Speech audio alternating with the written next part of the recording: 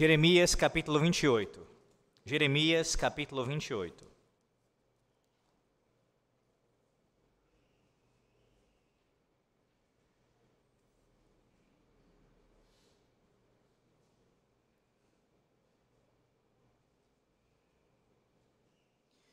Meus irmãos, essa noite nós daremos continuidade às exposições em Jeremias. Pela manhã o Senhor falou conosco no Salmo 128. E agora, à noite, há de falar por sua bondade, por meio de Cristo, através de Jeremias 28. A leitura será do capítulo todo. O capítulo inteiro será lido, 28 de Jeremias, e o sermão se dará também nesse capítulo. O capítulo inteiro de Jeremias será exposto aqui, se Deus quiser.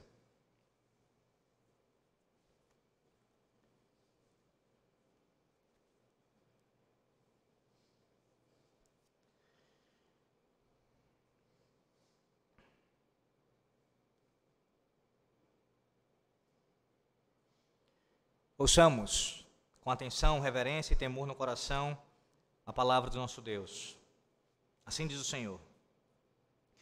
No mesmo ano, no princípio do reinado de Zedequias, rei de Judá, isto é, no ano 4º, no 5º mês, Ananias, filho de Azur e profeta de Gibeão, me falou na casa do Senhor, na presença dos sacerdotes e de todo o povo, dizendo: assim fala o Senhor dos exércitos, o Deus de Israel, dizendo: quebrei o jugo do rei da Babilônia.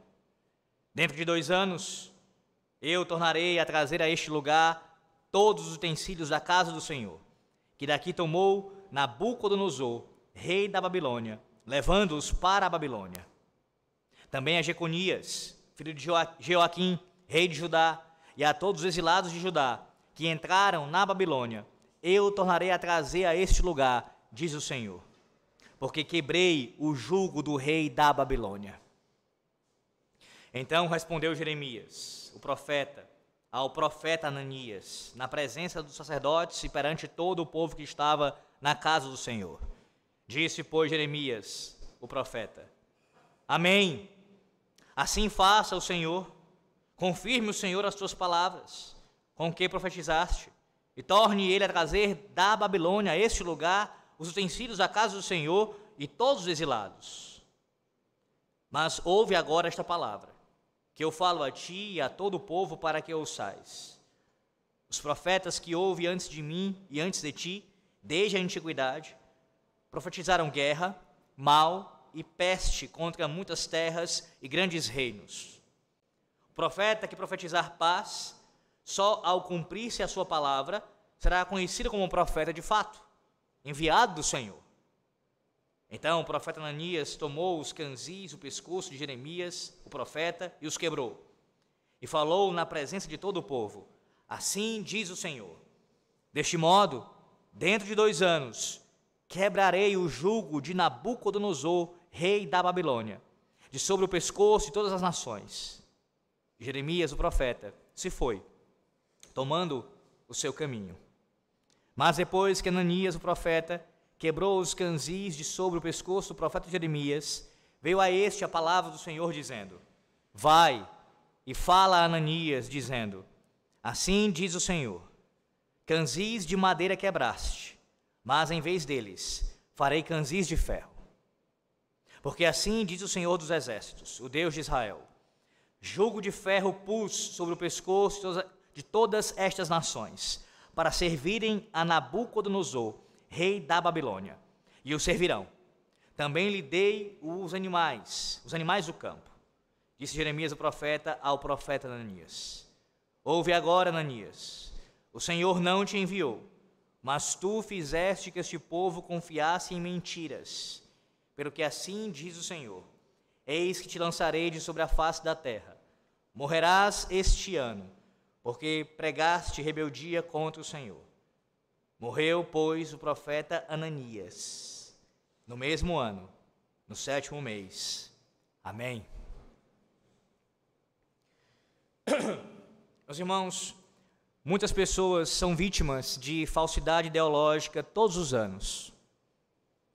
As probabilidades são altas de que você ou alguém que você conheça já tenha sido vítima desse crime de falsidade ideológica.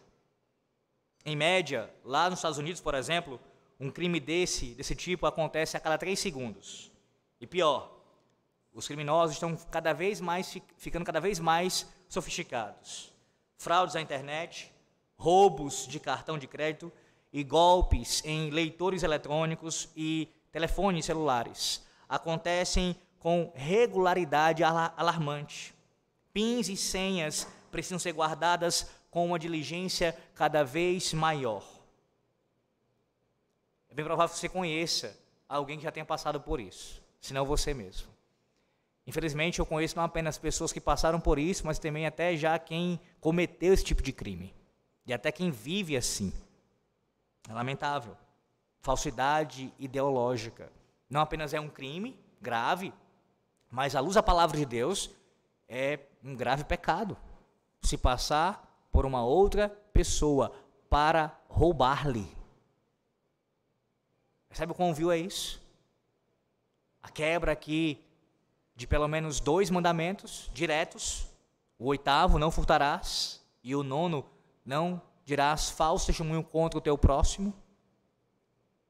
Contudo, por mais prejudicial que seja roubar a identidade de outra pessoa, ainda pior do que isso, são as alegações dos falsos profetas que eles fazem em nome de Yahvé, em nome do Deus da aliança.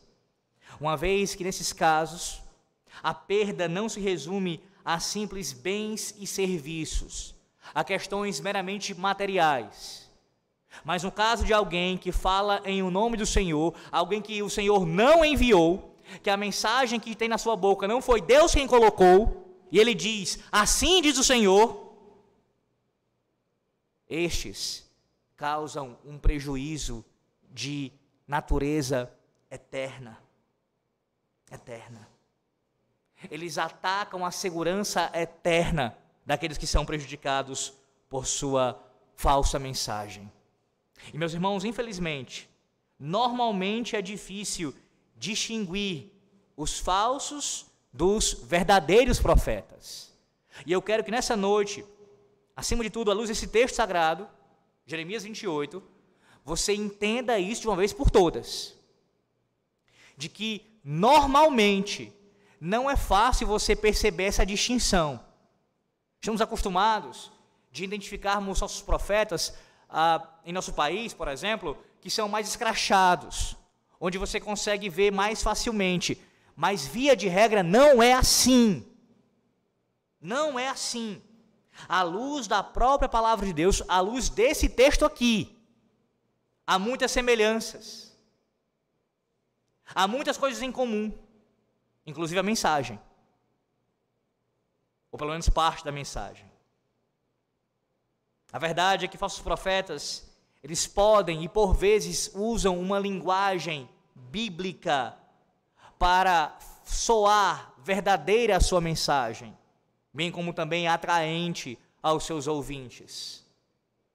Há textos bíblicos sendo citados fora do seu contexto, há verdades eternas que são sim mencionadas, todo um vocabulário é usado de maneira distorcida para fazer com que aqueles que escutam possam ser convencidos das suas mentiras.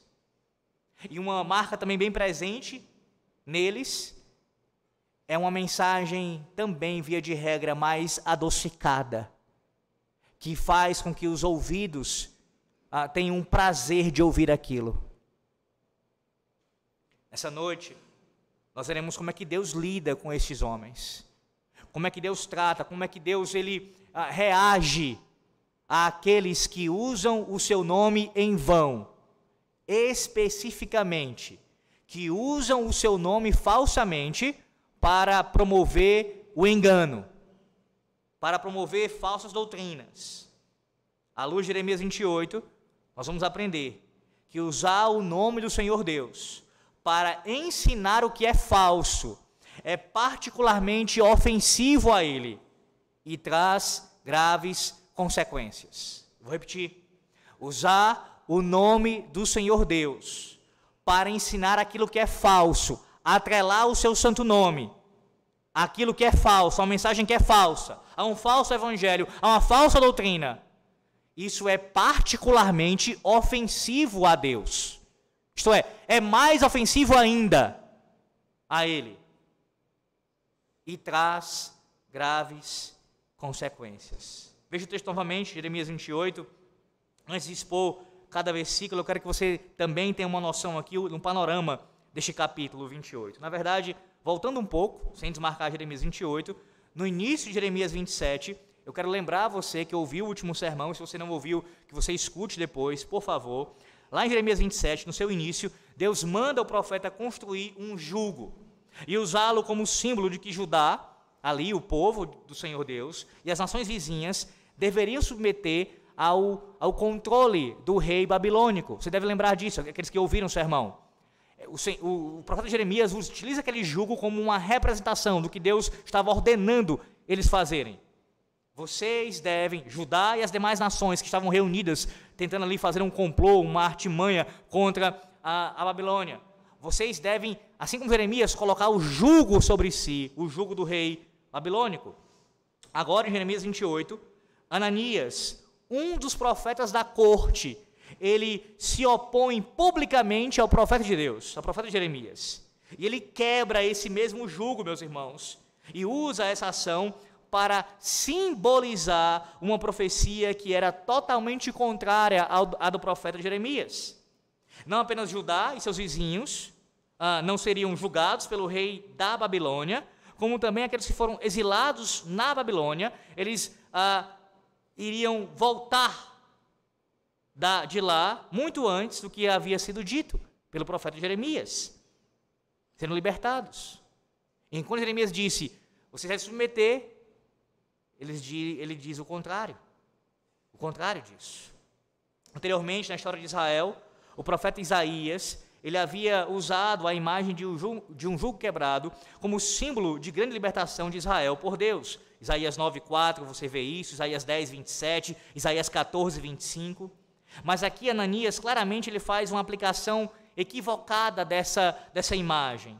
Deus, é claro, sempre tem a palavra final. E ele reutiliza a imagem do jugo, enfatizando que o jugo de madeira que Ananias quebrou, ele seria substituído por um jugo que era inquebrável, um jugo de ferro. Com isso, enfatiza aqui o sólido controle que o rei Nabucodonosor, de fato, ele terá sobre Judá. Colocando de maneira resumida aqui, Jeremias 27 lida com os falsos profetas em geral. O capítulo 27, você deve lembrar que há uma seção específica que fala sobre isso, os profetas em geral. Agora, no capítulo 28, nós conhecemos um profeta em específico. O movimento é do geral, do mais amplo, para um movimento de afunilamento, de especificação aqui. Ananias é visto no capítulo 28 como uma espécie de representante dos falsos profetas mencionados no capítulo 27. No capítulo 27, versículo 15, Deus diz a Zedequias que ele e aqueles que lhe profetizavam mentiras pereceriam. E agora, no capítulo 28, versículo 17, Ananias, o representante daqueles profetas, de fato ele morre. Em Jeremias 28, o narrador do relato, no texto original em hebraico, faz repetidas referências a Ananias e Jeremias como o profeta Ananias e o profeta Jeremias. Por quê? Porque a tônica do capítulo 28 é essa é a temática. Há um confronto aqui entre dois profetas, entre duas mensagens, entre a mensagem verdadeira e a mensagem falsa, entre o profeta que é enviado por Deus e o profeta que Deus não enviou, entre aquele que Deus colocou a sua mensagem na sua boca e aquele que o diabo colocou a mensagem em sua boca. Sim, é uma batalha de profetas, no capítulo 28. Jeremias e Ananias. Deus e Jeremias, no entanto, se referem a Ananias apenas como Ananias. E uma possibilidade, diz um comentarista, é que talvez porque eles se recusavam a lhe conferir o status de profeta. Meus irmãos, o hebraico, a língua hebraica não tem uma palavra específica para falso profeta. Essa distinção ela ocorre, via de regra, observando o contexto da narrativa, que você chega à conclusão que de fato se trata de um falso profeta.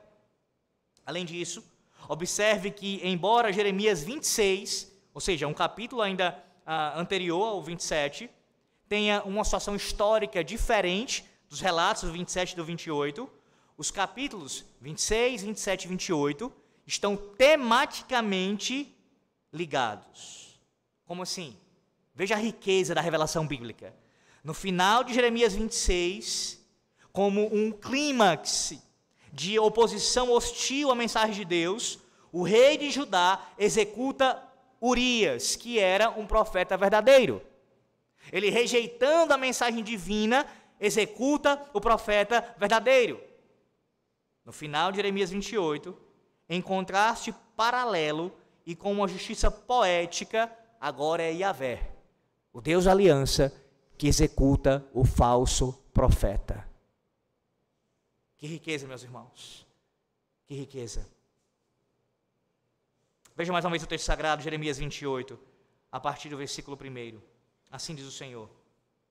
No mesmo ano, no princípio do reinado de Zedequias, rei de Judá, isto é, no ano quarto, no 5º mês, Ananias, filho de Azur e profeta de Gibeão, me falou na casa do Senhor, na presença dos sacerdotes e de todo o povo, dizendo: meus irmãos, todos em Jerusalém já tinham visto e ouvido o profeta Jeremias, pelo menos a liderança aqui, pensando na liderança.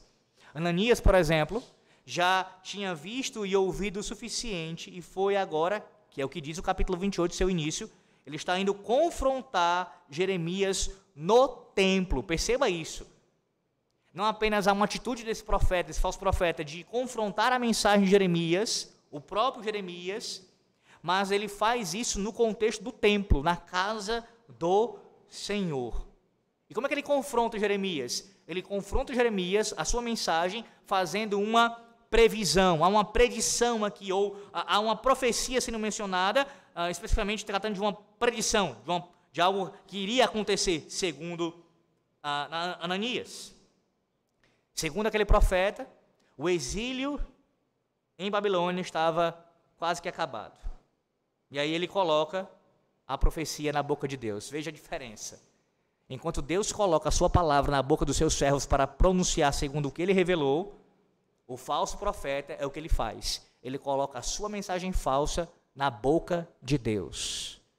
No sentido de que ele usa o nome de Deus para fazer do Senhor Deus a sua testemunha na sua mensagem falsa. Aí vem a mensagem do versículo 2 ao versículo 4. Observe.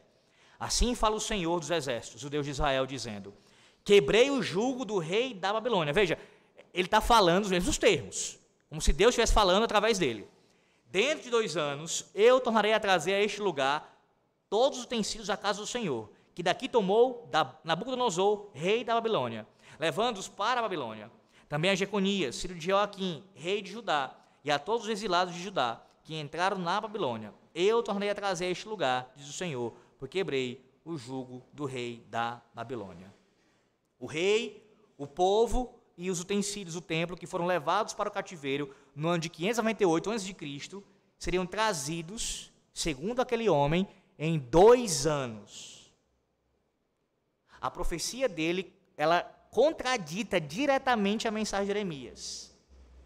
Você deve lembrar, foi o que Jeremias disse, lá no capítulo 22 de Jeremias. Veja, sem desmarcar o capítulo 28, Jeremias 22, versículos 26 e 27. Jeremias 22, 26 e 27, os versículos, sem desmarcar o capítulo 28. Veja, lançar-te-ei a ti e a tua mãe, que te deu a luz, para outra terra, em que não nasceste, e ali morrereis. Mas a terra da qual eles têm saudades, a ela não tornarão. Quanto à duração do exílio, que foi que Jeremias disse? Capítulo 25 de Jeremias, versículo 11. Toda esta terra virá a ser um deserto e um espanto. Estas nações servirão ao rei da Babilônia 70 anos. 70 anos. E com relação aos utensílios do templo, Jeremias tinha dito, capítulo 27, agora, versículo 22. à Babilônia serão levados, onde ficarão até o dia que eu atentar para eles. De fato, eles retornariam, mas não no tempo que foi dito aqui por Ananias. Meus irmãos, o profeta Ananias estava bastante errado quanto aos planos divinos aqui. Deus não pretendia trazer o rei de volta a Jerusalém. Além disso, ele estava errado sobre o cronograma de Deus. Só um pouquinho, né? Uns 68 anos de diferença aqui. O que seria para 70, segundo ele, seria em 2 anos.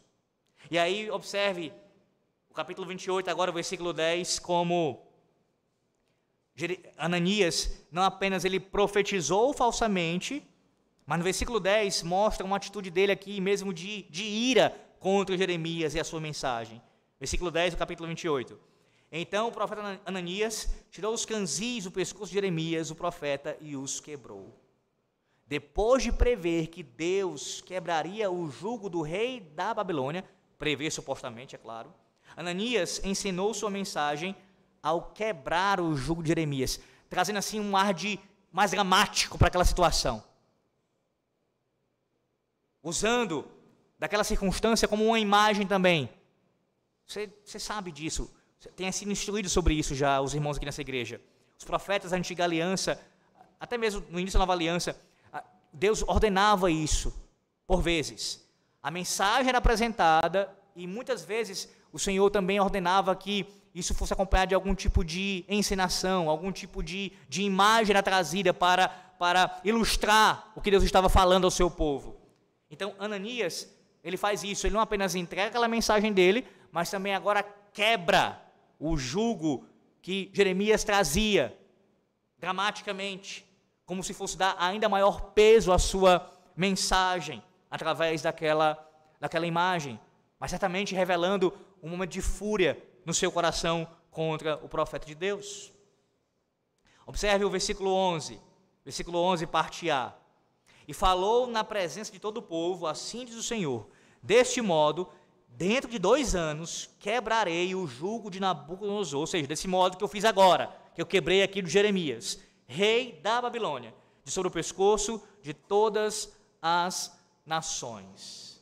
Meus irmãos, sem dúvida, a mensagem de Ananias era uma mensagem muito popular, agradável de ouvir. Era ousada, soava patriótica e animadora. Na igreja desses 2 homens, ou melhor dizendo, qual igreja, por assim dizer, desses 2 homens você gostaria de frequentar? De um profeta do caos?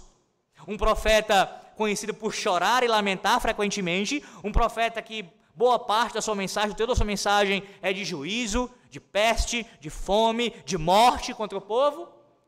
Ou você gostaria de frequentar a igreja, o grupo ali de Ananias, que traz uma mensagem como essa daqui? Ora, com Jeremias, meus irmãos, seria penumbra e desgraça nas próximas 7 décadas. Dificilmente a mensagem de uma igreja que busca mimar seus visitantes. Ananias, em contrapartida, diria o que você gostaria de ouvir, num tom suave de voz. Ele prometia que você estaria livre de todos os seus problemas muito em breve. Até o nome de Ananias, meus irmãos, veja na providência de Deus como isso é sugestivo. O nome de Ananias, que veja, seu significado é belíssimo, é maravilhoso, mas que no contexto aqui da falsa profecia, enquadra-se perfeitamente na sua falsa mensagem, ou melhor, na deturpação que ele faz acerca do ser de Deus. O nome de Ananias é o Senhor é gracioso. O Senhor é gracioso. E você tem ouvido frequentemente deste púlpito que a mensagem da palavra de Deus sempre é anunciando graça e lei, evangelho e os mandamentos do Senhor Deus. Então não há nenhum problema em um profeta ser um mensageiro. Na verdade, ele deve ser um mensageiro da graça de Deus. Ele deve carregar consigo isso. O Senhor é gracioso, meus irmãos. Ouçam, atentem-se a isso. Deus perdoa pecados. O Senhor, Ele nos traz a sua presença. O Senhor, Ele promete proteção, cuidado para com o seu povo. Ele nos livra de todos os nossos inimigos. Veja, essa mensagem de graça deve ser anunciada, sim, por todos os profetas de Deus. Não há problema em si com isso. Ora, o problema é que esta mensagem, especificamente de Ananias, era falsa. Era falsa. Ele estava somente anunciando o Deus gracioso, assim esquecendo a sua justiça, a sua ira, o seu lidar com o pecado, de punir, disciplinar aqueles que devem assim ser tratados dessa maneira. Talvez fosse isso mesmo, meus irmãos, que esperavam de um profeta nascido em Gibeão. Eu peço que depois em casa, com calma, se não gravar o texto, eu escute novamente na gravação do sermão. O texto de Josué, capítulo 9, do 1 ao 15. Depois leia com calma, Josué 9, do 1 ao 15. Esse texto de Josué nos mostra ali que os gibeonitas, de onde ali Ananias vinha, eles foram os que mentiram para Israel nos dias de Josué. Há esse contexto aqui também, presente. De onde ele vinha, qual é a sua origem, sua ligação, alguém que já vinha de um contexto de mentiras. Ananias estava fazendo a mesma coisa aqui. E como o Senhor lhe disse, no versículo 15 do capítulo 28, tu fizeste que este povo confiasse em mentiras. A propósito, a palavra mentira no original hebraico é repetida pelo menos 4 vezes nestes 2 capítulos, 27 e 28. A previsão de Ananias, descrita nos versículos 1 a 4 de Jeremias 28, bem como também o que ele faz depois, o seu drama, era falso, meus irmãos. Ele estava contando a grande mentira do liberalismo teológico, que você está já também cansado de ouvir. Deus é um Deus de amor, não de justiça. Não de justiça. Como é que o profeta Jeremias deveria reagir a isso, irmãos? Ananias era um falso profeta que contradisse a sua mensagem, e não apenas isso, ele agiu violentamente contra Jeremias. Então, o que Jeremias deveria fazer diante disso? Ou melhor ainda, o que nós devemos, o que você deve fazer quando as pessoas de nossa própria cultura rejeitam as verdades da palavra de Deus? Nesses termos aqui. Rejeitam, levantam a sua voz, propagam a sua mentira e até violentamente agem contra nós. Há um autor do século XX chamado Francis Schaeffer, que ele explica que a situação não mudou muito, meus irmãos. Se é que mudou desde os dias de Jeremias. Ele escreve: é tolice um homem achar que pode pregar a palavra de Deus nos dias de hoje e não vivenciar o verdadeiro preço da cruz de Cristo. Lembrar de Gálatas capítulo 6, né? No sentido de não ser aceito pela cultura, um homem achar que pode ser uma testemunha, seja ele um professor, um ministro, um artista, poeta, músico, cineasta ou dramaturgo cristão. Qualquer homem que pense que pode falar de forma verdadeira sobre as coisas de Deus, hoje em dia, numa cultura como a nossa, e não ter palavras como essas proferidas contra si, é um tolo. Não é possível. Não é possível, independentemente de se essa pessoa testemunhar por meio da sua música ou da sua voz, tocando um instrumento ou falando de um púlpito, escrevendo um livro ou pintando um quadro. Pensar que podemos transmitir a mensagem cristã e não ter um mundo com a sua cultura monolítica e pós-cristã nos pressionando é não entender a ferocidade da batalha numa época como a de Jeremias, ou em dias como os nossos. Em outras palavras, é natural que isso aconteça num contexto de um mundo caído.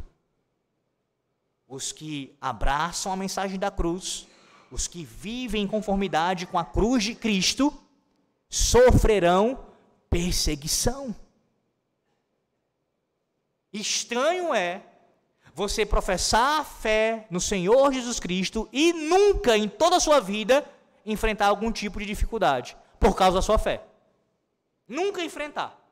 Nunca tem uma oposição, nunca tem uma fala contrária, nunca tem uma perseguição, nunca acontece isso. Por favor, não entenda isso de uma forma equivocada, não vá para o extremo oposto. Não é que alguém só é crente de verdade se estiver o tempo todo sendo perseguido. Há momentos de bonança, há momentos de calmaria, em que o Senhor Deus nos dá, sim, a paz, nesse sentido, até de conflitos.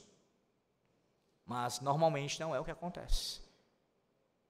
Na vida comum, ordinária, estamos lidando com conflitos frequentemente, meus irmãos. Lembra da imagem dos salmos de degraus? Peregrinando diante dos desafios, inimigos ao nosso redor, e a gente seguindo para a Nova Jerusalém, salmodiando ao Senhor, adorando ao Senhor, permanecendo firme no Senhor, mas sim, por vezes, sendo atacados pelos inimigos da cruz de Cristo. Portanto, nessa noite, a palavra de Deus lhe chama a atenção, para que você também faça um autoexame quanto a isso. Se você de fato professa a fé no Senhor Jesus Cristo, em que grau, em que nível você tem enfrentado dificuldades e perseguição pela fé que você professa?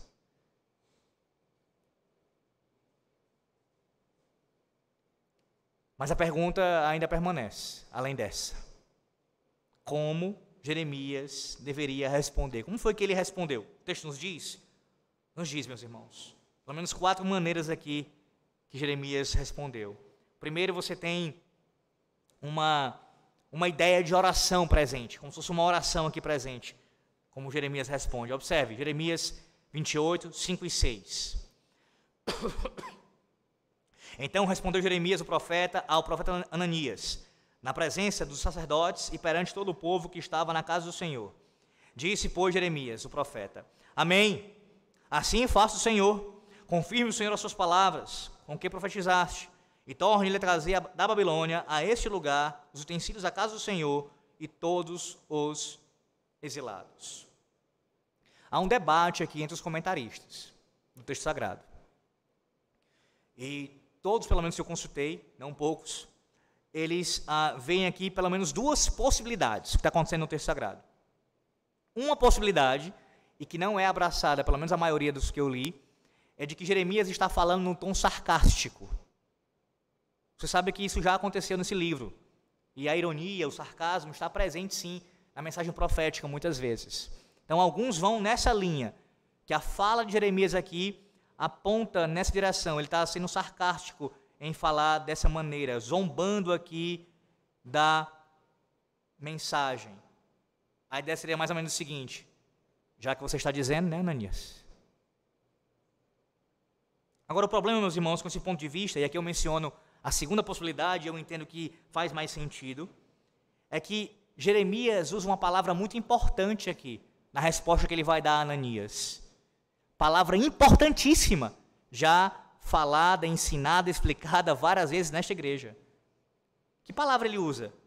Aqui, veja, no versículo de número 6, ele começa: Amém. Amém.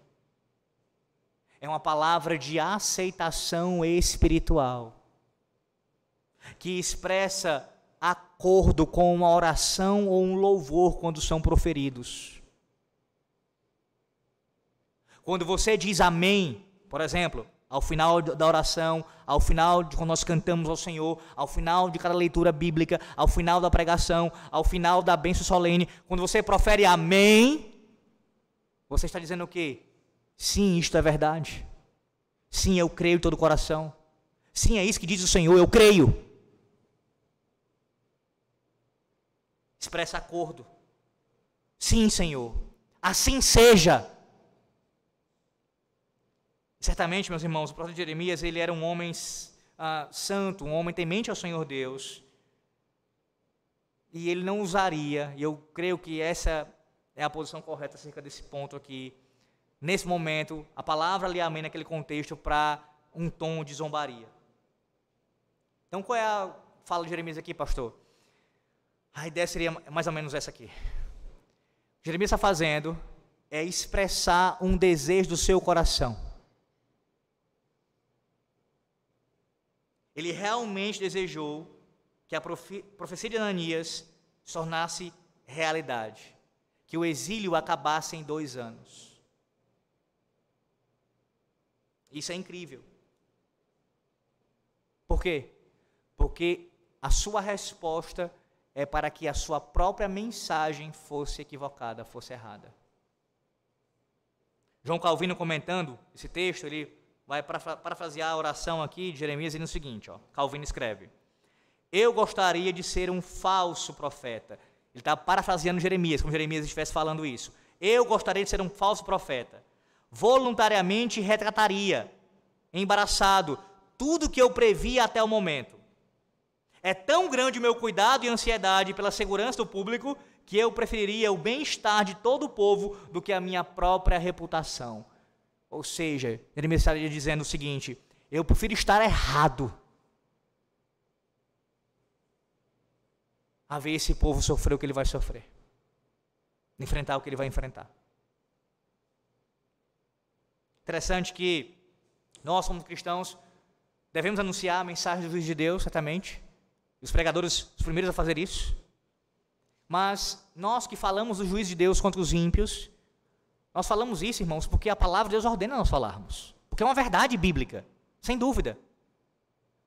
Mas eu acredito que você, assim como eu, pela graça de Deus, nós não temos prazer em nosso coração de falar isso para alguém que está indo para o inferno. Ou você tem? Pense num familiar seu não convertido, num conhecido seu.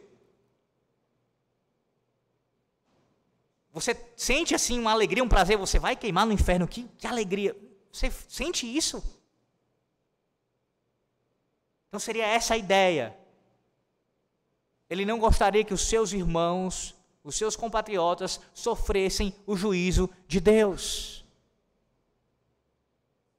Ele agia da mesma forma que, como nós, quando anunciamos o Evangelho. Ele não apregoava o juízo simplesmente porque ele gostava.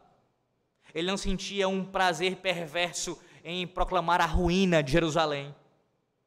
Não, ele pregava o juízo de Deus, porque o próprio Deus o ordenou. Porque isso é verdade, tinha que acontecer. O seu testemunho, como diz Jeremias 17:16, era que ele não desejava o dia da aflição, meus irmãos. Na verdade, Jeremias se colocava na presença de Deus para interceder pelo seu povo. Você viu isso lá no capítulo 18 de Jeremias. Para que Deus afastasse a sua ira do povo. Ele intercedeu várias vezes, a ponto de Deus dizer para ele não interceder. Não interceda por este povo. Então o que ele está fazendo aqui é basicamente isso. De fato, nós sabemos que é perfeitamente justo que Deus ele condene pecadores e os envie para as trevas eternas. Hebreus 10:31 nos lembra. Mas também sabemos que horrível coisa é cair nas mãos do Deus vivo. É a palavra de Deus que anuncia isso. Então nós temos que anunciar todo o conselho de Deus. O juízo do Senhor virá. Mas ao mesmo tempo que a gente anuncia isso, qual deve ser nosso desejo no anúncio do juízo? Que haja conversão, arrependimento. Que o pecador escute e trema e creia. Homens, mulheres e crianças sejam alcançados pela graça de Deus. Há um problema muito sério no seu coração, se você se alegra nesse sentido. Veja, isso não significa dizer que você não vai se alegrar, você não vai se regozijar na justiça de Deus. É claro que sim. Satisfazer nisso, Deus executando sua justiça. O que eu estou dizendo, à luz da palavra de Deus, é que aquele que crê no Senhor, que ama o seu próximo, mesmo aqueles que são inimigos de Cristo, que amam o seu próximo, ele não tem esse tipo de prazer perverso no sofrimento do outro. Ele não quer que ele passe por isso. Ele quer que ele antes se arrependa e creia no seu Deus. Segunda resposta de Jeremias aqui, veja. Versículo 7, capítulo 28. Então logo ele orou ali, expressou o seu desejo quanto à fala de Ananias. Ele disse no versículo 7, mas ouve agora esta palavra que eu falo a ti e a todo o povo para que ouçais. Os irmãos, Jeremias desejava que todos fossem salvos, de fato. No entanto, ele sabia que aquele povo como pecadores que eram, mereciam sim a ira de Deus e a sua maldição. Por mais agradável que seja pensar que tudo acabará bem no final. Jeremias levava muito a sério a justiça de Deus. E é por isso que ele colocou Ananias numa espécie aqui de período de provação, de experiência na sua profissão, no seu declarar profético ali. Veja os versículos 8 e 9. Os profetas que houve antes de mim e antes de ti, desde a antiguidade, profetizaram guerra, mal e peste contra muitas terras e grandes reinos. O profeta que profetizar paz, só ao cumprir sua palavra, será conhecido como profeta, de fato, enviado do Senhor. Jeremias e Ananias estavam em discordância diametral sobre a vontade de Deus. Ananias dizia que o povo de Deus receberia misericórdia. Jeremias dizia que receberia um juízo de Deus, primeiro. Então, quem é que estava certo? Como saber com certeza? E agora eu quero que você imagine isso na perspectiva do povo. Sacerdotes, o povo ali reunido, ouvindo aquele embate. O conflito está acontecendo. Um profeta fala uma coisa, um outro profeta fala outra coisa. Quem estava certo? Qual é o critério legítimo para avaliar? Ambos eram profetas, pelo menos se diziam assim. Ambos soavam como sinceros em suas mensagens. Ambos alegaram falar em nome do Senhor. Escute, ou lembre-se do que eu disse na introdução desse sermão. Normalmente não é fácil distinguir a falsa da verdadeira profecia, o falso do verdadeiro ensino. Ambos usaram a fórmula profética. Assim diz o Senhor, o Deus de Israel. Então, nesse sentido, o conteúdo era semelhante, pelo menos nessa parte. E ambos apresentaram demonstrações de imagens para ali confirmar a sua mensagem, para respaldar as suas profecias. Então, quem é que estava falando a verdade? Note que Jeremias utiliza, antes de nós seguirmos aqui para explicar essa questão, o critério, no versículos 8 e 9, ele fala de profetas que houve antes dele e antes de Ananias. Percebe? Ele está fazendo um uso aqui do testemunho histórico, profético, dizendo assim, antes de nós, outros profetas já trouxeram a mesma mensagem que eu estou trazendo. A mesma mensagem. E aqui a gente não pode confundir o que Jeremias está dizendo aqui, tá bom? Entenda. Não é que Isaías e outros que falaram antes de Jeremias e de Ananias só falaram de coisas terríveis, caóticas, peste. Não. Como nós temos lido em Jeremias, na leitura sequenciada do Antigo Testamento, nós temos visto que Isaías, a partir do capítulo 40, começa a falar de várias bênçãos do Senhor Deus para o seu povo. Graça, misericórdia. Então não entenda que a fala de Jeremias vai dizer o seguinte: a mensagem dos profetas antes de nós foi meramente de juízo. Não, tinha graça também, tinha anúncio de salvação, tinha sim. Então qual é o ponto? É para dizer que a mensagem deles principalmente era de juízo. Era o teor principal da sua mensagem. Colocando de outra maneira, Jeremias está dizendo o seguinte: eu estou na mesma toada. Eu estou seguindo o mesmo caminho. O Senhor está falando através de mim, como falou através deles, com o conteúdo parecido, semelhante. A maior parte do conteúdo ressaltando o juízo de Deus, mas também, é claro, anunciando a sua graça. Então, vamos lá. Qual é o critério? O critério aqui é usado por Jeremias, é apontado, melhor dizendo, por Jeremias. Jeremias ele propôs, meus irmãos, uma espécie de teste bíblico aqui, que é proveniente da função de um profeta. Vá lá para Deuteronômio, capítulo 18, sem desmarcar Jeremias 28, vá para Deuteronômio, quinto livro da Bíblia, capítulo 18, versículo 22.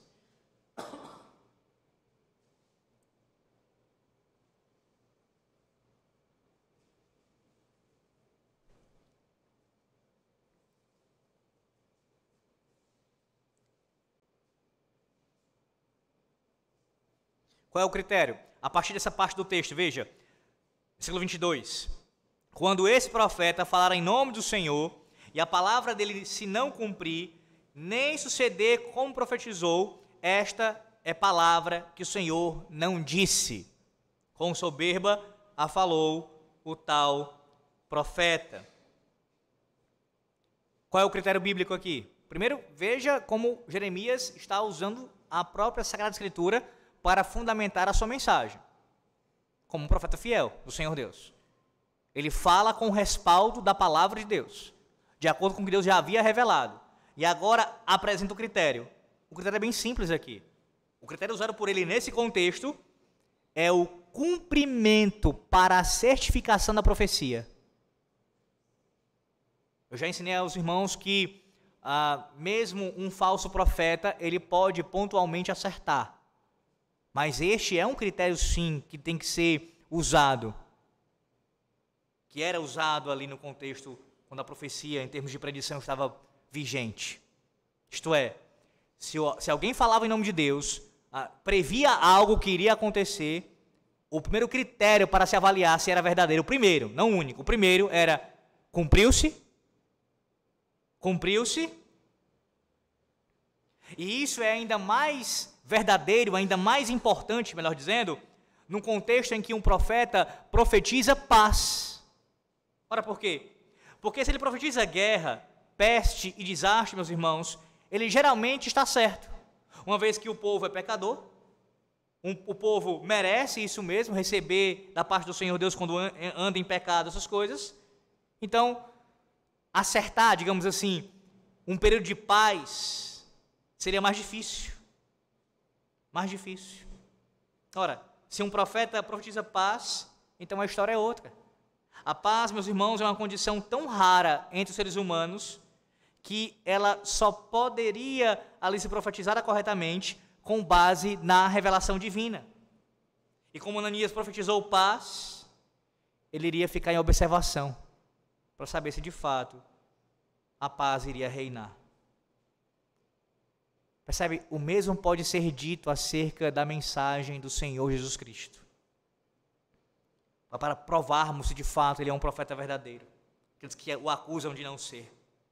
Jesus fez muitas profecias de guerra, desastres e pestes. Mateus 10, 34 diz, o Senhor, não penseis que vim trazer paz à terra, não vim trazer paz, mas espada. Ele prometeu guerras e rumores de guerras. Nações se levantando contra nações, reinos se chocando contra reinos, pestes, fomes, terremotos. Mateus 24, 6 e 7 nos mostra isso. E de fato é o que tem acontecido, meus irmãos. Tudo isso ao longo da história da humanidade tem confirmado que o Senhor estava certo em suas profecias. Mas ele, o Senhor Jesus Cristo, como profeta verdadeiro, o grande profeta, ele também profetizou paz. Ele disse lá em João 14, 27, deixe-vos a paz, a minha paz vos dou.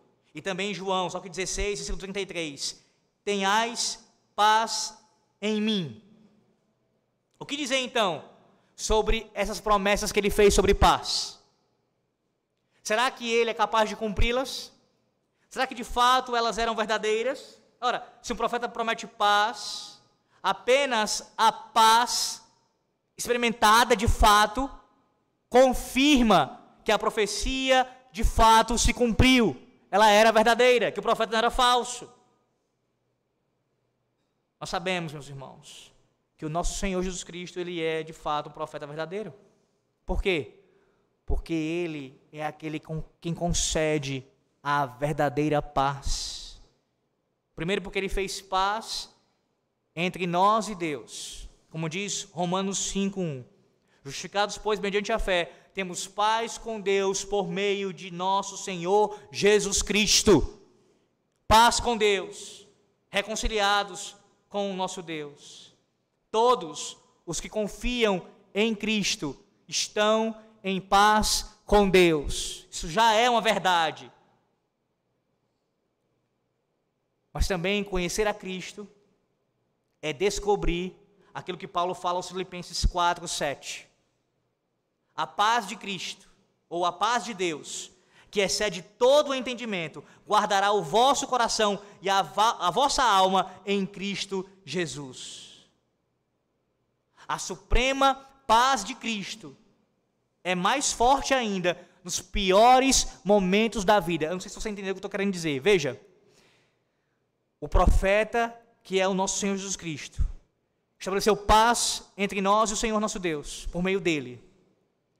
Mas nós também, em termos experimentais, em nossos corações, nós temos a certeza dessa paz nos piores momentos de nossas vidas. E quando passamos por isso, ou seja, experimentamos a paz que excede todo entendimento, mais uma vez, a palavra de Cristo se mostra verdadeira, se cumpre em nossas vidas.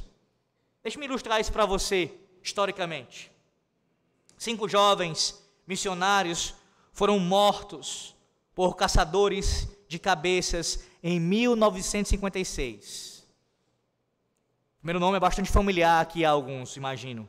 Jim Elliot, Peter Fleming, Ed McCully, Nate Sant e Roger Youderian. Esses homens levaram suas famílias para as selvas do Equador para compartilhar o evangelho com os índios Auca.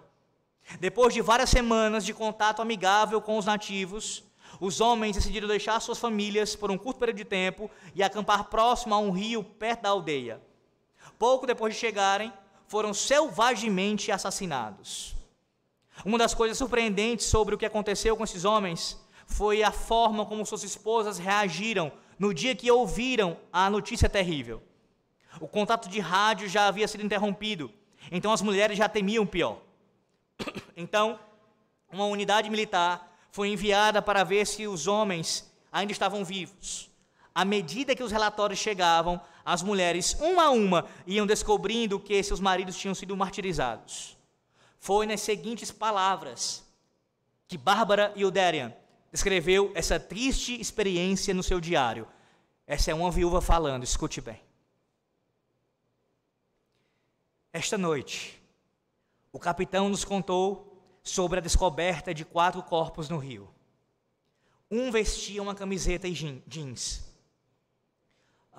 Ela cita aqui um outro, que era o único que estava vestido assim. Perdão, um deles era o único que estava vestido assim. O marido dela, no caso. Deus me deu esse versículo há 2 dias. O Salmo 48, verso 14.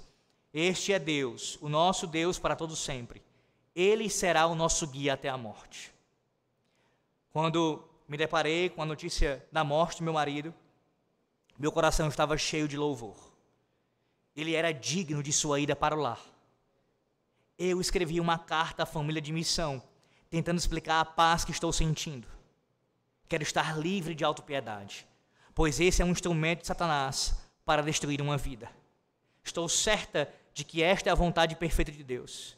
O Senhor fechou nossos corações para o sofrimento e a histeria e os preencheu com sua perfeita paz.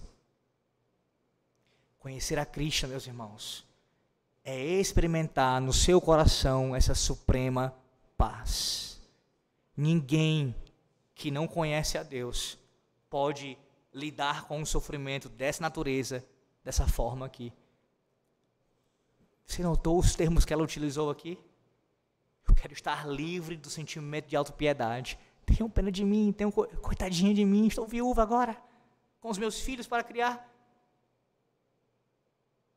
É claro que ela sentiu tristeza no seu coração, e é claro que é legítimo sentir tristeza numa situação como essa, irmãos. O ponto não é esse. Mas é que, a despeito de todo o sofrimento, a paz que excede todo o entendimento nos toma, nos preenche de tal forma que nós conseguimos lidar com o sofrimento de uma forma diferente que o mundo lida. Porque o profeta verdadeiro profetizou paz para você e para mim.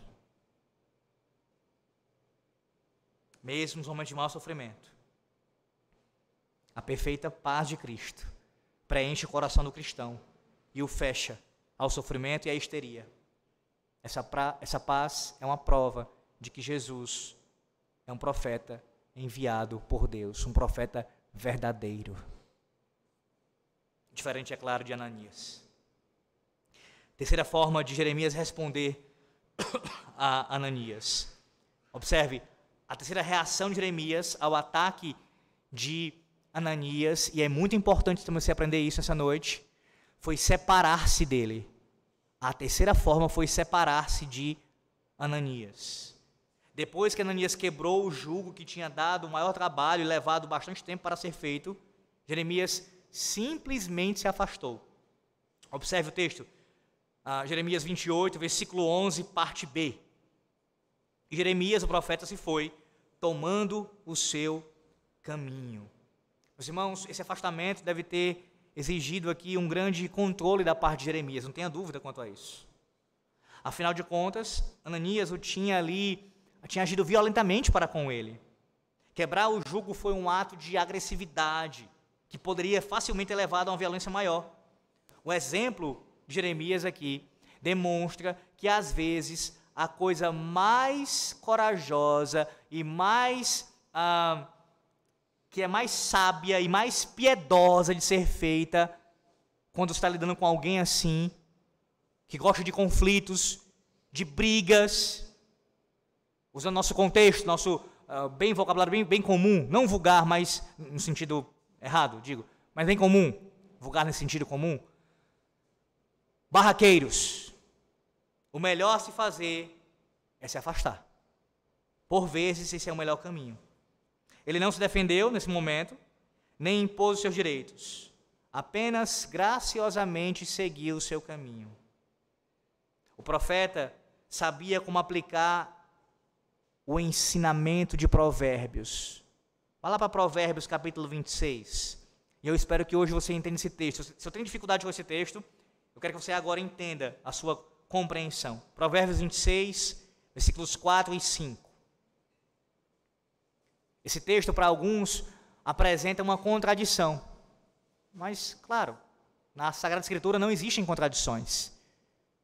Você pode se deparar com uma aparente contradição.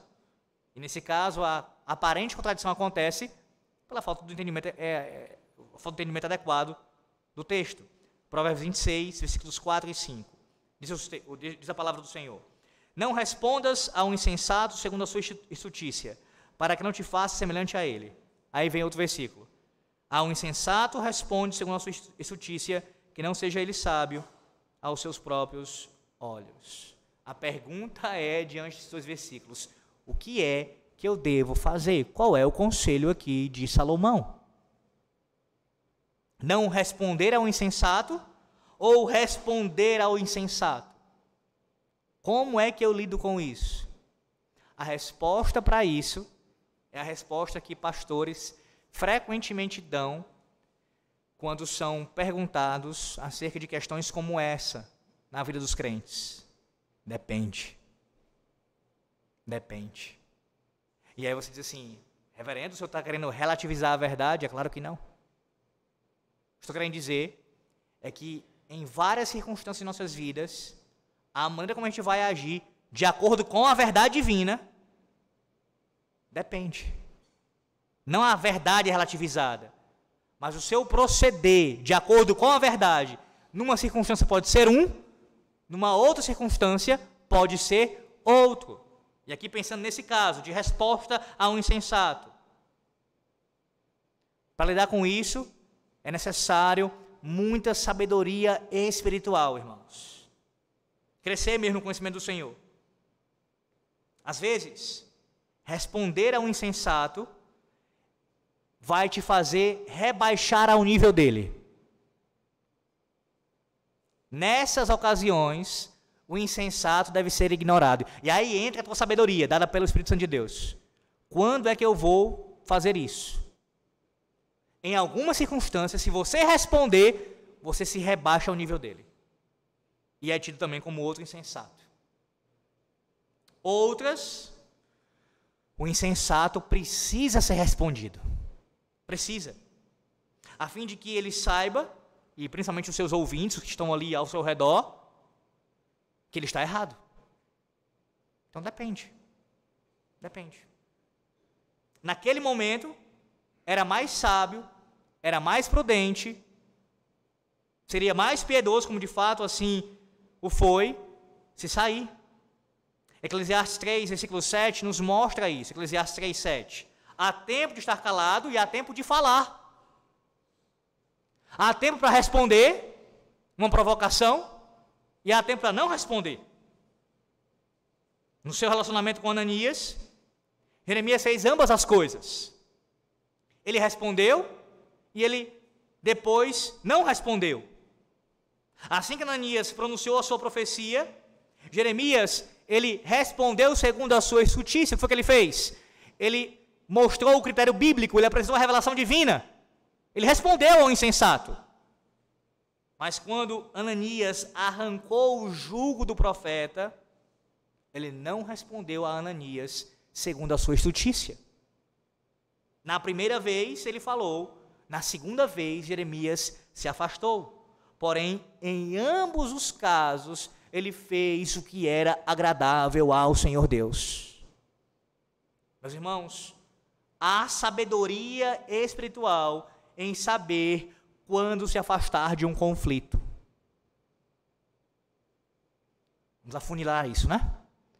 Pensando no casamento. Não é sábio responder ao seu cônjuge quando você estiver irado, por exemplo.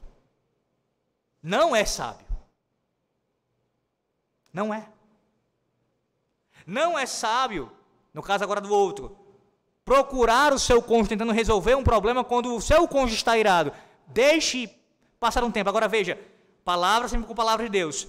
Isso não é uma justificativa para que o outro que está irado fique e permaneça durante não sei quanto tempo. Porque lá em Efésios Paulo fala sobre não ponha o sol sobre a vossa ira. Então não é porque eu estou agora aqui com um problema e com o coração triste, chateado com o meu cônjuge, e eu posso ficar dias aqui sem falar com ele. Não! Porque eu devo correr o mais rápido possível para poder resolver essa situação também. Então veja como isso envolve muito tato, paciência, amor, sabedoria, cuidado. Os dois têm que entender. Veja, eu não vou falar com ela agora, ela está chateada comigo, eu vou esperar um pouco. Mas também quando eu for falar com ela, ela também precisa entender, peraí, mas eu também não posso demorar muito para poder perdoá-lo. E assim os dois vão cedendo. Isso também é com relação à igreja, irmãos. O nosso convívio enquanto irmãos em Cristo aqui nessa igreja local. Por vezes, não será sábio, não será prudente respondermos a algo que alguma pessoa nos ofendeu. E isso acontece principalmente quando você é ofendido de uma forma mais grave. Porque dificilmente você não vai conseguir responder com agressividade. Se você percebe que o seu coração está irado com aquela palavra que foi dita contra você, mesmo de um irmão da igreja, o mais sensato é você se sair e deixar para um outro momento e responder. E falar com ele, e conversar a respeito. Então depende. E pensando no próprio contexto da passagem, aqui, sendo mais específico quanto a isso. Nem sempre um ministro da palavra será sensato a ele responder ao estulto. Mas às vezes o é. Às vezes ele tem que falar. Às vezes ele tem que falar contra os carnavais da vida. É necessário. Enquanto alguns de fora vão nos ter como estultos, olha o falto de saber, há momentos em que é necessário falar. Mas há outros em que a gente precisa se conter e se sair daquela circunstância. Isso não significa dizer, por mais que você entenda os princípios bíblicos disso, que você vai acertar sempre. Pelo contrário, muitas vezes a gente vai errar, irmãos. Os ministros, os homens das famílias, as mulheres, os irmãos da igreja, nós iremos falhar muitas vezes. A gente às vezes vai responder quando não deveria responder e vai deixar de responder quando deveríamos responder. Porque somos pecadores. Quantas vezes não acontece conosco, não é verdade? Quantas vezes a gente fica com aquele peso em nossa mente, nossa consciência, eu devia ter respondido aquela estupidez, aquela ofensa à palavra de Deus, enfim, eu deveria ter falado e definido a verdade. Ou então, e muitas vezes, mais frequentemente, eu não deveria ter respondido naquele momento. Eu não deveria ter me pronunciado naquela hora, porque meu coração estava irado. agora eu piorei a situação. Infelizmente, muitas vezes a gente vai, ainda que conhecendo os princípios, aplicar de forma errada. Louvado seja Deus por Cristo. Aquele que é perfeitamente sábio, que em momento algum respondeu quando não deveria responder e deixou de responder quando deveria responder. Aquele que cumpriu em nosso lugar. E assim a gente vai se perdoando em Cristo Jesus e caminhando juntos.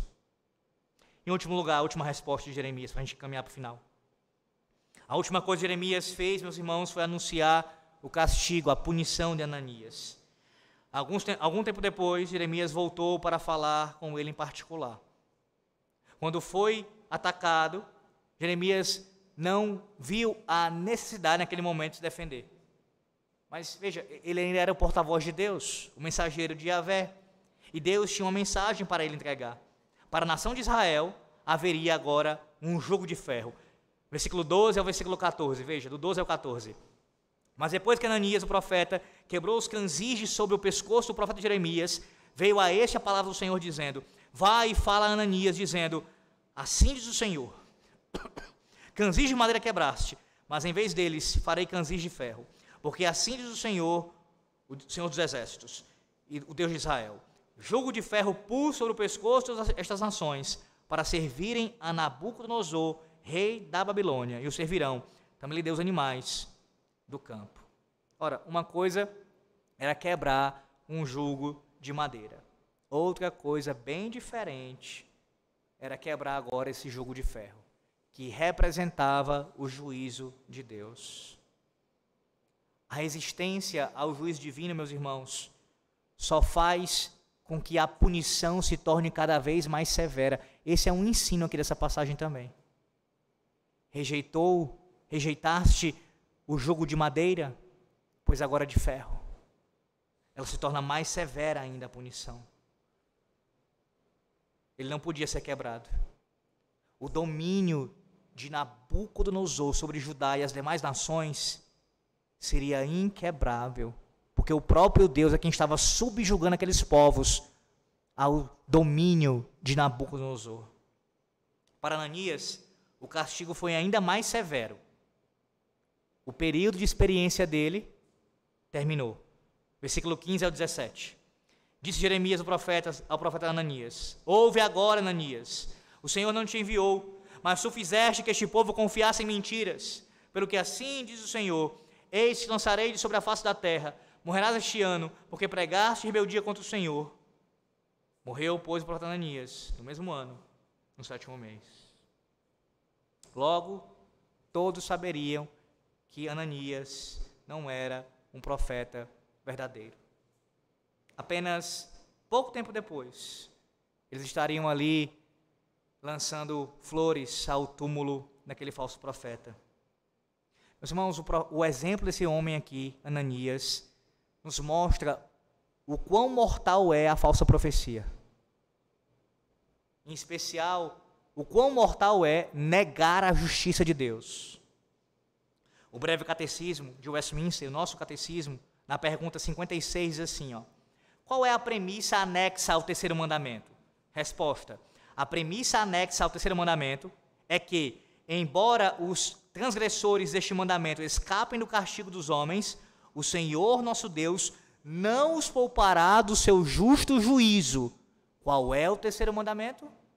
Não tomarás o nome do Senhor teu Deus em vão. Ainda que escapem do castigo dos homens, não ficarão impunes do justo juízo de Deus. O que foi que Ananias fez? Tomou o nome santo do Senhor em vão e falou como se Yahvé tivesse colocado a sua palavra na sua boca. E não tenha nenhuma dúvida que ele soava bastante sincero quando disse: eu tenho uma palavra da parte do Senhor. Mas a sua sinceridade, meus irmãos, é exatamente o que tornou a sua mensagem tão perigosa. Há um comentarista que diz assim, chamado Derek Kidner, ele diz assim: o que podemos escrever como ensino ilusório e pouco ortodoxo Deus resumidamente chama de mentira e rebeldia. Quando a gente muitas vezes lida com o falso ensino assim, amenizando os termos, Deus diz, é mentira. É mentira. Não interessa se ele é sincero, não interessa se ele acredita que está falando em meu nome, não interessa se o conteúdo é parecido, pelo menos as fórmulas utilizadas, não interessa se ele cita texto bíblico, não interessa. Se eu não pus a minha palavra na boca dele, se ele não fala conforme a minha vontade, é mentira. É mentira. E a sentença para um profeta mentiroso é sentença de morte, como diz Deuteronômio capítulo 18, versículo 20. O falso profeta deveria experimentar a morte.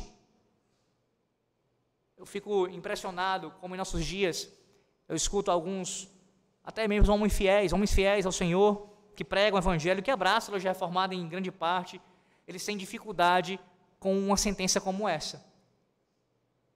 Eles conseguem ver a gravidade, por exemplo, de um assassinato, quando um homem tira a vida de outro injustamente. A palavra de Deus, ela ordena a pena de morte. Romanos 13 é muito claro quanto a isso, além de várias outras passagens bíblicas.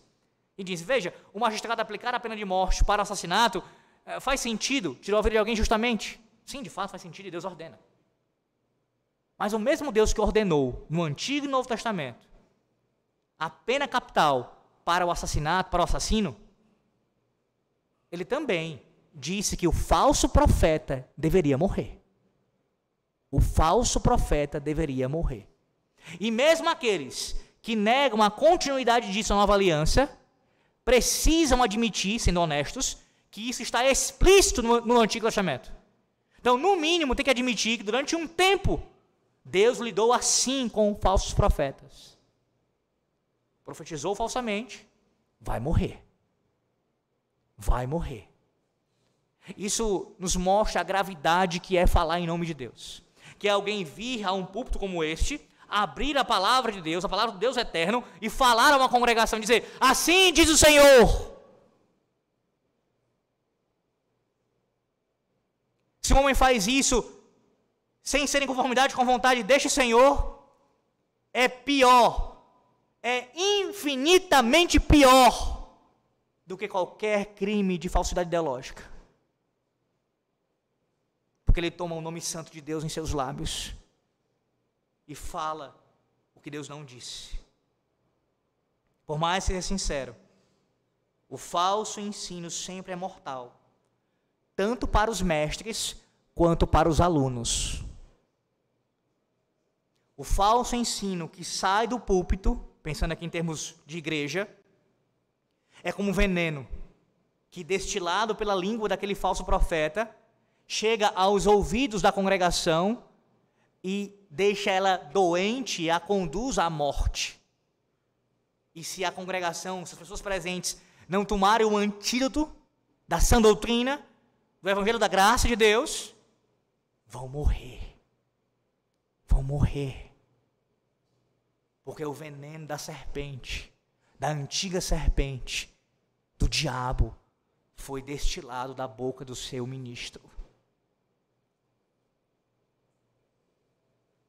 Falsos mestres, geralmente, eles apresentam boas intenções. Muitas vezes, eles são pessoas agradáveis, educados, dizem ser cristãos, parecem verdadeiros, falam em nome de Deus. Quantas vezes já citei alguns nomes aqui publicamente, né? E nenhuma dificuldade de citar. Como já falei de Rodrigo Silva, posso citar agora Ed Renekiewicz, que recentemente falou mais uma das suas muitas e muitas heresias.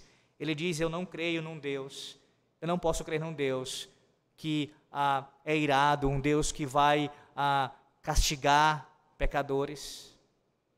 Quando a própria palavra de Deus, nós lemos hoje isso, diz que horrenda coisa é cair nas mãos do Deus vivo.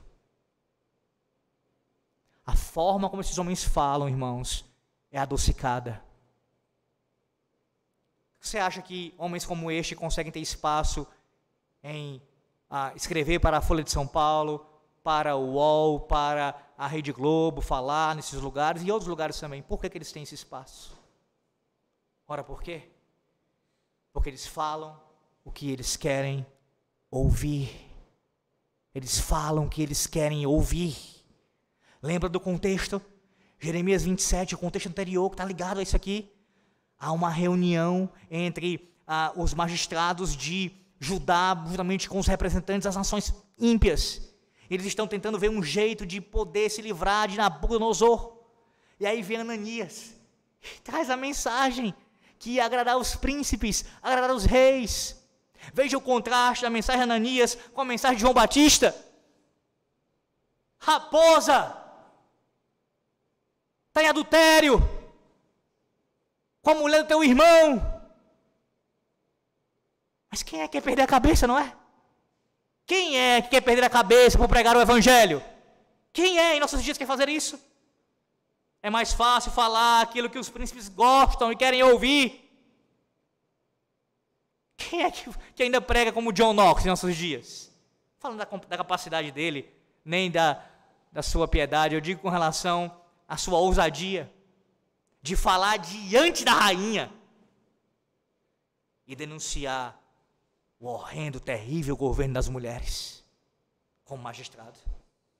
Como? Quem faz isso? A verdade é que falta um Jeremias em nossos dias, meus irmãos. Não para falar profeticamente, em termos de assim diz o Senhor, no seu aspecto revelacional, mas falar de acordo com a revelação já dada, com a ousadia deste homem, no temor do Senhor. Escute o que Jesus diz, nosso Senhor, lá em Mateus 7, 21, parte A. Nem todo que me diz Senhor, Senhor, entrará no reino dos céus. Há muitos Ananias na igreja contemporânea, falsos mestres, que desprezam a ira de Deus, que rejeitam o juízo vindouro. E como um comentarista disse, uma das fraquezas de boa parte do cristianismo contemporâneo é que não falamos sobre o juízo final e da possibilidade de estar irrevogavelmente perdido. As mentiras sobre as quais este homem alertou, esse comentarista, ele adverte dizendo que elas serão repetidas até o exato momento em que Jesus retornar para julgar a terra. Como diz Paulo aos Tessalonicenses, 1 Tessalonicenses 5,3, quando andarem dizendo paz e segurança, eis que lhe sobrevirá a repentina destruição, como vem as dores de parto, aqui está para dar à luz, e de nenhum modo escaparão. Paz e segurança, dizem os Ananias de nossos dias. Tudo vai ficar bem, todos serão salvos, Deus não punirá os pecadores. Eu consigo contemplar, na mesma mesa do Cordeiro, um lugar para Hitler, um lugar para Mussolini, um lugar para Lula, um lugar para todos esses homens. No caso do último, mesmo que não se arrependa antes de morrer, há um lugar para ele também. Há um lugar para o diabo, há um lugar para os demônios, há um lugar para todos. Não haverá juízo.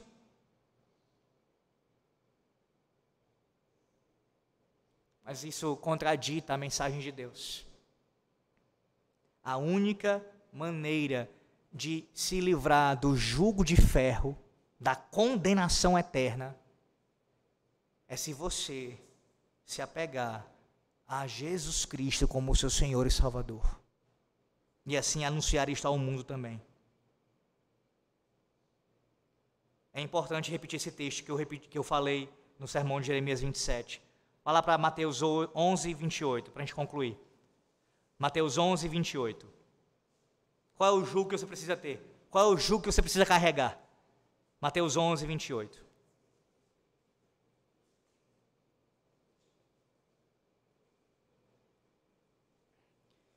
Vinde a mim, todos os que estáis cansados e sobrecarregados, e eu vos aliviarei. Tomai sobre vós o meu jugo, e aprendei de mim, porque eu sou manso e humilde de coração, e achareis descanso para a vossa alma, porque o meu jugo é suave, e o meu fardo é leve. Este é o jugo que você precisa colocar, é estar em comunhão com Cristo, e é isso que você deve anunciar aos pecadores, que ainda se encontram na condição de impenitentes, que não se arrependeram.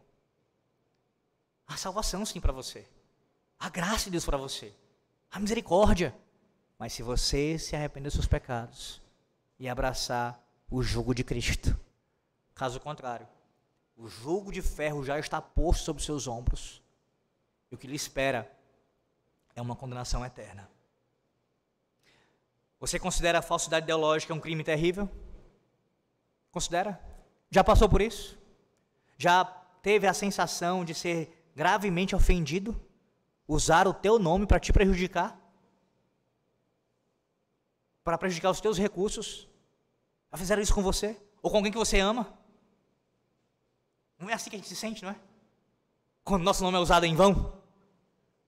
Nos difamaram, nos atacaram, falaram coisas que não foram verdade, colocaram palavras em nossas bocas. O fulano disse isso. E pregadores então passam muito por isso, frequentemente. O pastor pregou isso, o pastor aconselhou aquilo outro. Não é ruim? Não é ruim? Com muito mais gravidade, infinita gravidade, você deve tratar com zelo o nome do Senhor Deus. Nós temos aprendido aqui, começamos a estudar isso na última quarta-feira. Eu oriento a você, encorajo a você a fazer isso, se não estiver aqui a ouvir pelo menos as gravações, as quartas, sobre o terceiro mandamento da lei de Deus, à luz do nosso catecismo maior, sobre não tomar o nome de Deus em vão. E nesse caso aqui, irmãos, particularmente, quando o nome dele é tomado em vão, atrelado ao falso ensino, Deus toma isso como uma ofensa ainda maior. Ainda maior. Porque é dizer que aquele que é verdade está anunciando mentiras. É comparar o próprio Deus com o Satanás, o pai da mentira. Usar o nome do Senhor Deus para ensinar o que é falso é particularmente ofensivo a ele e traz graves consequências. Que você tenha muito zelo e temor ao usar o nome do Senhor e descanse neste nome para a sua salvação. Amém. Oremos. Graças te damos, Senhor nosso Deus. Graças te damos pela tua palavra, pelo que ouvimos aqui, e assim fomos ensinados, admoestados e consolados pela profecia que é a tua palavra, a tua revelação, Senhor. Abençoa o teu povo de tal maneira que nós possamos temer a ti, guardar os teus mandamentos, não apenas o terceiro, mas toda a tua santa lei em nosso coração. E assim, ó Deus, termos grande zelo pela verdade e amor ao teu nome. Nós oramos a ti, com o perdão dos nossos pecados, em nome do Senhor Jesus Cristo. Amém.